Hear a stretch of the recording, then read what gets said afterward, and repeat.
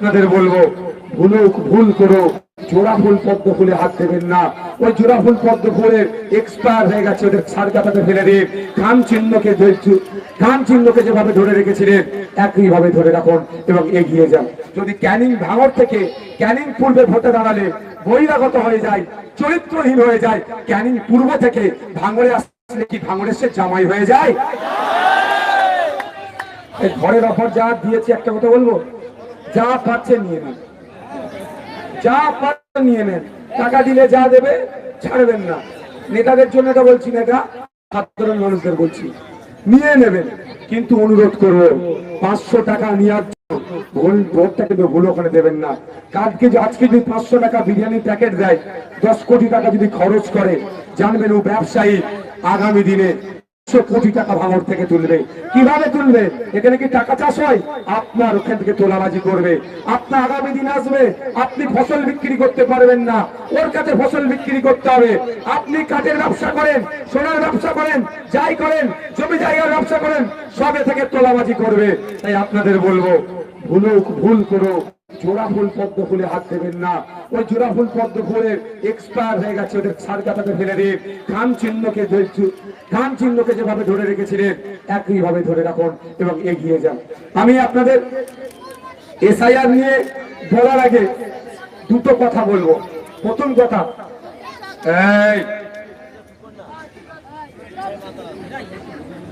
দুটো কথা বলবো।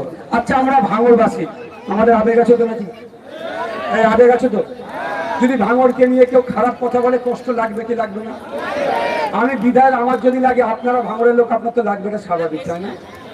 যে ভাঙড়কে নিয়ে খারাপ বক্তব্য আমি দিচ্ছে, আমাকে উত্তর দেন। ভাঙড়ের একটি নেতাকে তৃণমূলের প্রতীকে পূর্বে দাঁড় করিয়েছে, যেই নামটা ঘোষণা হলো, তৃণমূলের নেতারাই ওই ভাঙড়ের ছেলেটাকে বহিরাগত, তার চরিত্রের দোষ, তার এই তার সেই, তাকে গালিগালাজ করলো। একজন ভাঙড়ের মানুষ হিসাবে আপনার বুকে ব্যথা লেগেছে না? বলুন, জোর গলায় বলুন। সে অন্য দল করতে পারে, কিন্তু ভাঙড়ের লোকের চরিত্রহীন বলে সে দেখে দিয়েছে।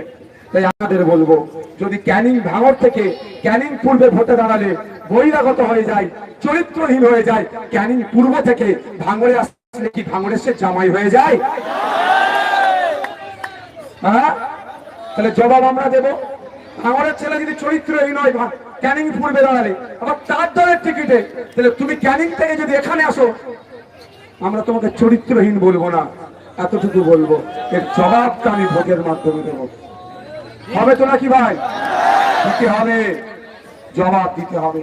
তবে একটা কথা বলে রাখি, আপনারা এই কথা শুনে বলবেন না আবার, ভাইজান তাহলে কি ক্যানিং এর তৃণমূলের যিনি দাঁড়িয়ে তার সাথে কি সেটিং হয়ে গেল? মোটেও নয়।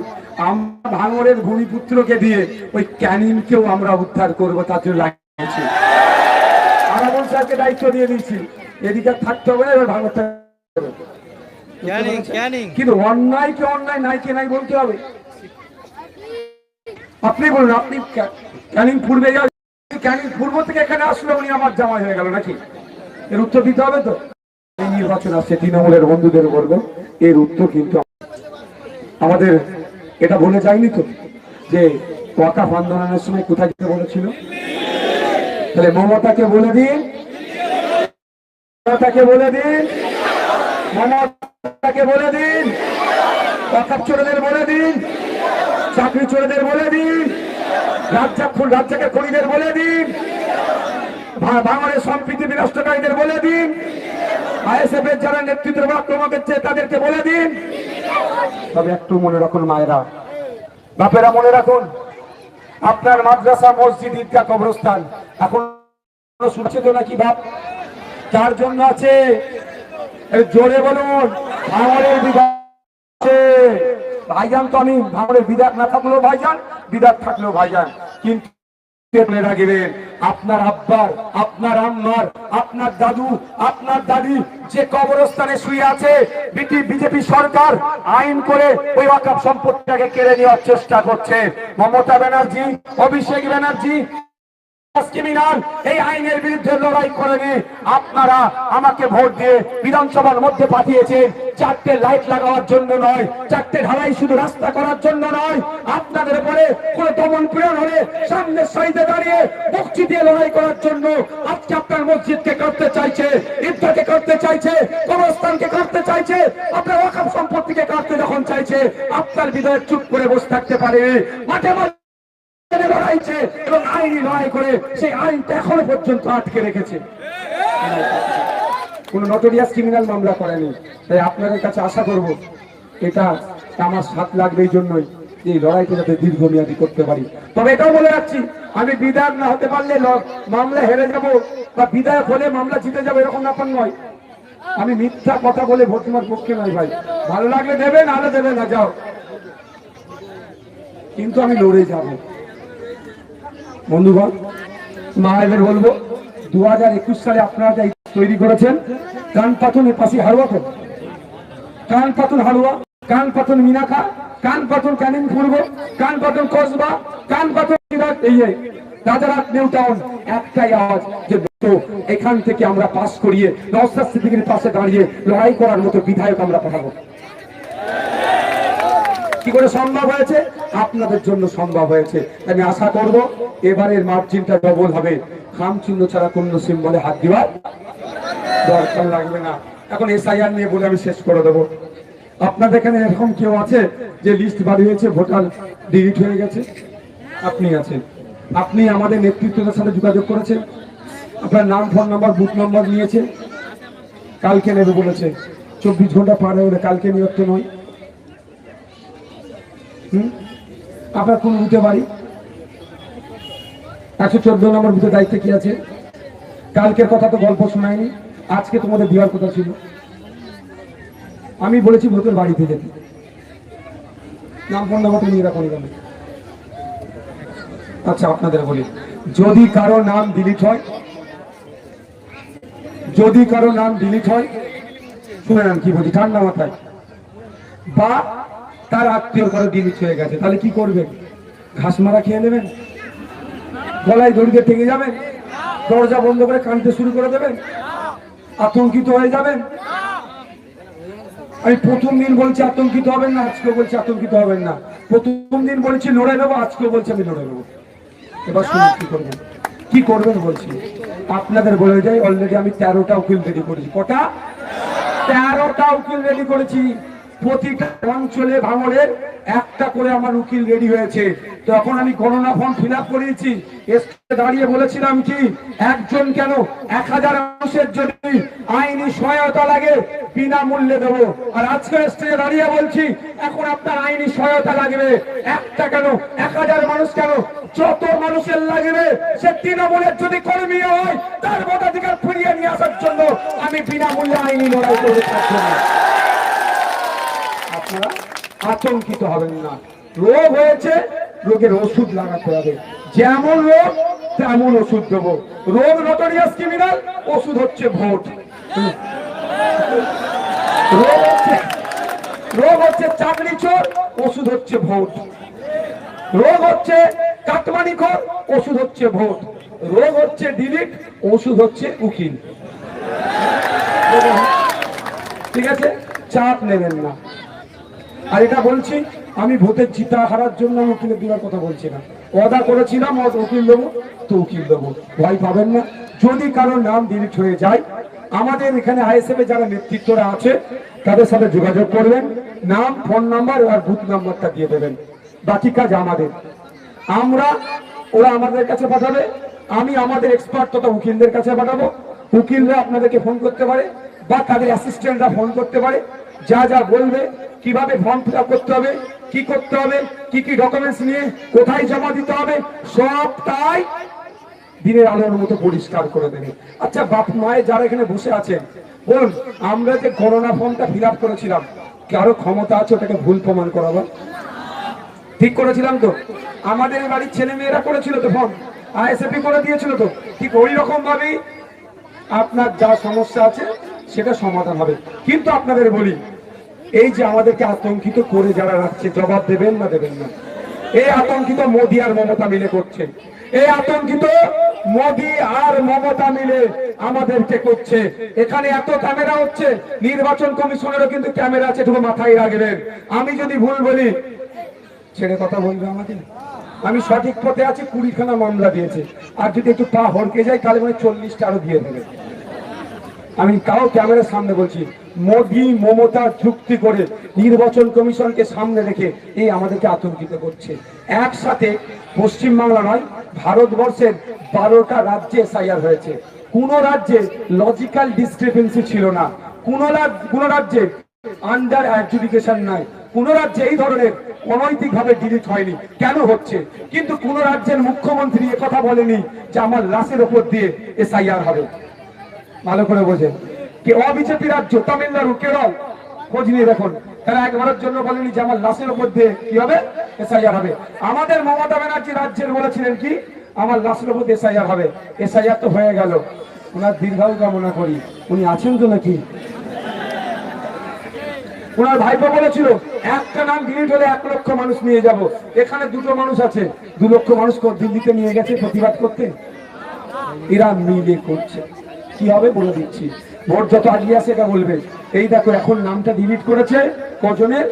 বিজেপি যদি ক্ষমতায় চলে আসে না, আগে শুভেন্দু অধিকারী বলবে এই এখন অল্প কটার নাম ডিলিট করেছি, তোমরা আমাকে ভোট দাও, যখন আমরা ক্ষমতায় আসবো সব মুসলমানদের নাম বাদ দিয়ে দাও বলে ভয় দেখাবে। আর মমতা ব্যানার্জি মলম লাগাবে, ও ঘা করবে আর মমতা ব্যানার্জি মলম লাগাবে। তার দলের লোকেরা এটা বলবে এরা ওরা ক্ষমতায় আসেনি তাই নাম ডিলিট করে দিয়েছে, ক্ষমতায় আসলে তাহলে সব ডিলিট করে দেবে। তাহলে কি করতে হবে? মমতাকে ভোট দাও, তোমারটা বাঁচিয়ে নেবে। এখন ভাই ক্ষমতায় কি আছে? নওশাদ সিদ্দিকী। রাজ্যের ক্ষমতায় কি আছে?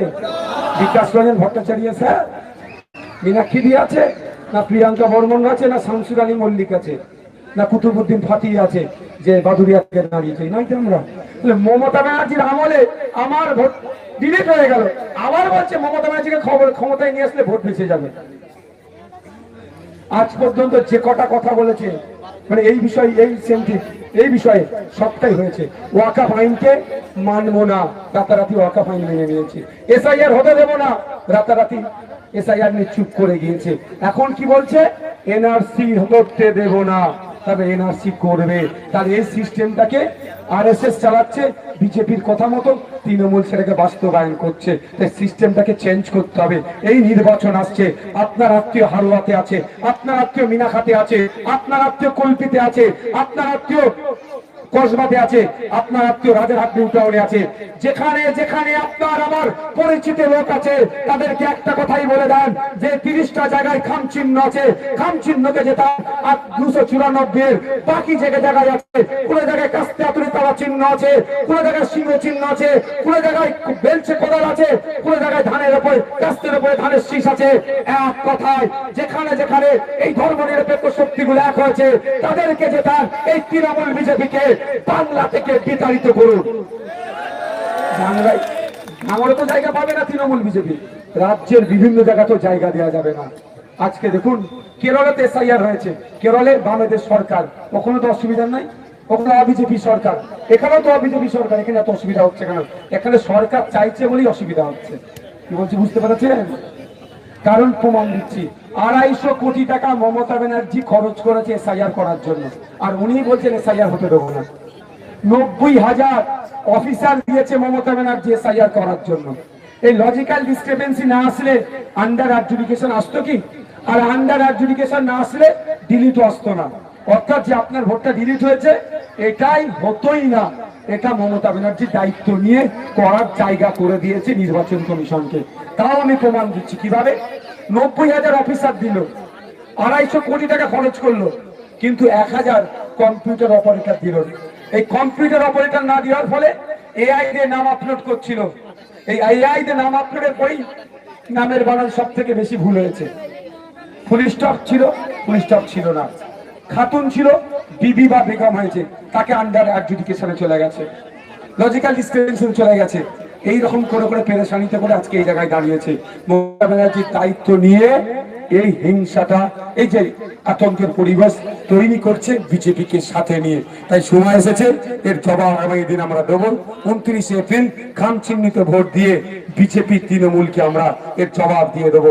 তবে একটা কথা, আতঙ্কিত হবেন না, যদি কারো নাম ডিলিট হয়ে যায় তবে বেশি ডিলিট করার সাহস দেখাতে পারেনি, আর পারবেও না।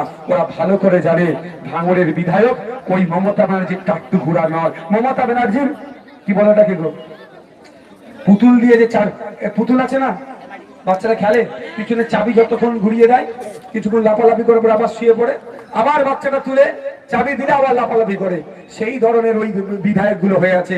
ভাঙড়ের বিধায়কের পেছনে চাবি দেওয়ার কেউ নয়। ভাঙড়ের মানুষ ভোট দিয়ে অ্যাসেম্বলির মধ্যে পাঠিয়ে দিয়েছে, ছেড়ে দিয়েছে, বাদ ছেড়ে দিয়েছে, বুঝিয়ে দেবে মজা। আমাকে নিতে হবে। ওবিসির জন্য আমি লড়ছি, ফেক এসটি বিরুদ্ধে আমি লড়ছি, সংখ্যালঘুদের সমস্যা নিয়ে লড়ছি, সংখ্যাগুরুদের সমস্যা নিয়ে আমি লড়ছি, শিক্ষার বিষয় নিয়ে লড়ছি, স্বাস্থ্যের বিষয় নিয়ে লড়ছি। তবে অনেক সংখ্যায় মায়েরা আছে, আমি মায়েদের উদ্দেশ্যে বলবো ১,৫০০ টাকা ১২০০ টাকায় আমরা মাথা বিক্রি করবো না। আপনাদের উপস্থিতি সেটা প্রমাণ করিয়ে দিচ্ছে আজকে। তবে আপনাদের জন্য একটা কথা বলি, আপনারা কোনটা চান? ১,৫০০ নিয়ে ওই কিছু হলেই লক্ষ্মীর ভান্ডার বন্ধ করে দেবো এটা, না মাস গেলে কম করে ৫,০০০ টাকা ইনকাম করবেন তার রাস্তা? আমি এটাই বলি, তাহলে মাথা তুলে আসবে। আমি আপনাদের বলছি, যদি রাজ্যের মানুষ আমাদেরকে ক্ষমতায় নিয়ে আসে, মায়েরা মাস গেলে ৫,০০০ টাকা পাবে, তার বন্দোবস্ত কাজের আমরা ব্যবস্থা করে দেবো। সাথে সাথে এটাও বলছি, মা আজকে আপনারা ১,০০০-১,২০০ টাকা দিচ্ছে, কিন্তু নিত্য প্রয়োজনীয় জিনিসের দাম আকাশ ছোঁয়া হয়ে যাচ্ছে, ওটাকেও আমরা কন্ট্রোল করব। শুধু তাই নয়, আপনার বাড়ির ছেলে মেয়ে অর্থের অভাব, কষ্ট করে পরের বাড়ি কাজ করে, মাঠে কাজ করে, ঘাটে কাজ করে, মেহনত করে, ঘরে বসে রান্না পরিবার সামলানো, তারপরে অবসর টাইম নাই, যে টাইমটা আছে সেখানেও ধার কাজ করে, সেলাইয়ের কাজ করে কিছু টাকা ইনকাম করে ছেলেটাকে মেয়েটাকে উচ্চ শিক্ষায় শিক্ষিত করলেন, মেধাযুক্ত ছেলে, কিন্তু ১৫ লাখ টাকা না দিলে আপনার ছেলের চাকরি হবে না। তাই আপনাদের বলবো, এই সমাজ ব্যবস্থা চান না সেই সমাজ ব্যবস্থা ফিরিয়ে নিয়ে আসবো। ৩৩০ টাকা ৫৫০ টাকায় ফর্ম ফিল আপ করবেন, আপনার ছেলের যোগ্যতা থাকলে ১৫ পয়সা আর এক্সট্রাও দিতে লাগবে না। কোনটা চান আপনারা? যদি চান যে আমার ছেলে ৫৫০-৩৩০ টাকায় ওই ফর্ম ফিল আপ করে চাকরি পাক, তাহলে আমি আপনাদের বলবো আমাদেরকে সরকারে নিয়ে আসুন। ভাঙড় থেকে তো জিতাবে, আপনার আত্মীয় স্বজন যারা ভাঙড়ের বাইরে আছে তাদেরকে বলুন। আর একটা কথা আপনাদের বলি, বলে আমি এসআইআর হয়েছে শেষ করে দেবো। সেটা হচ্ছে এটাই, আজকালকার ছেলেদেরকে বেকার ভাতা দিচ্ছে ১,৫০০ টাকা, মানে পার ডে ৫০ টাকায়। পার ডে ৫০ টাকায় কি হবে? যদি অবিবাহিত হয়, মা আছে, বাপ আছে, ভাই বোন আছে, যদি বিবাহিত হয় স্বামী, দিদি, বাপ, মা, ভাই বোন ৫-৬ জন, আবার তাহলে পরিবার পরিকল্পনা তাহলে করতে হবে না। এবার বাপেরা বলবো, যারা যুবকরা আছেন, যারা ১ কোটি বেকার ভাতার জন্য অ্যাপ্লিকেশন করেছে, মানে ১০,০০০ মানুষকে দিয়েছে, মানে ওটাও টোপ দিয়ে রেখে দিয়েছে। আমি আপনাদের বলবো, আপনারা কোনটা চান? মাস গেলে ১৫০০ টাকা, না মেহনত করে কম করে মাস গেলে ১৫,০০০ টাকা ইনকাম করবেন? সে রাস্তা আমরা দেবো, কথা দিয়ে যাচ্ছি। সরকারি আনুন, ওয়ান ফ্যামিলি ওয়ান জব, প্রতিটা বাড়ি থেকে একটা করে সদস্য বা সদস্যকে আমরা চাকরির ব্যবস্থা করব।